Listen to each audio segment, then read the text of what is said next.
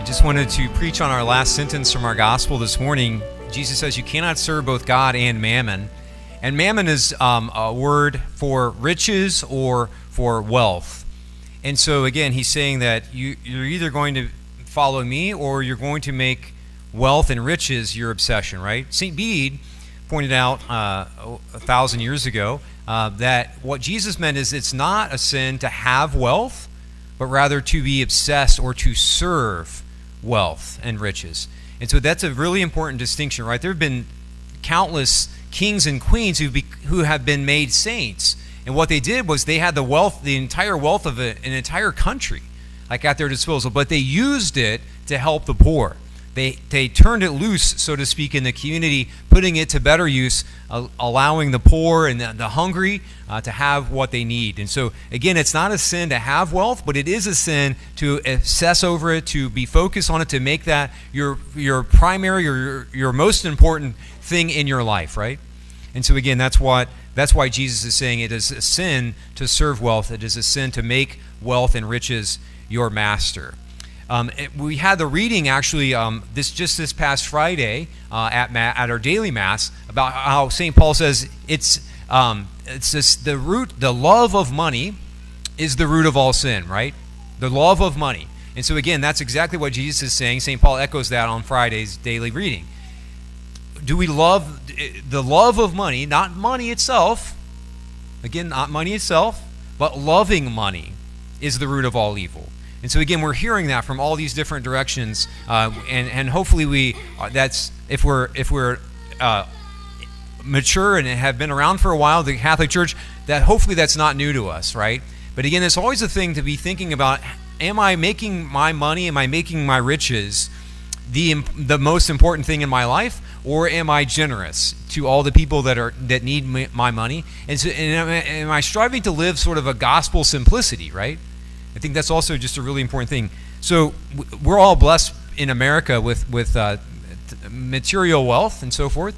But again, what I try to do, just to give an example from my own life, I try to live pretty simply. Like, right, I don't have many outfits. I don't need much. And so again, I strive to live that gospel simplicity. And I think that's what we're all called to be doing. You know, and so I was actually blessed to be teaching Catholic social teaching my first 2 years as a priest at Cardinal Ritter High School. And one of the pillars, actually, of Catholic social teaching is you should be doing as much as you can locally, right? You should be doing as much as you can locally. And Catholic social teaching sprang up about 200 years ago in the face of the Industrial Revolution, where all of a sudden the economy is like all over the world. It's all one economy now, right? In so many different ways. And so, again, what the Catholic social teaching says that a lot of times now, in 2025, all of the different things that we have in our culture to be able to purchase are produced like all over the world.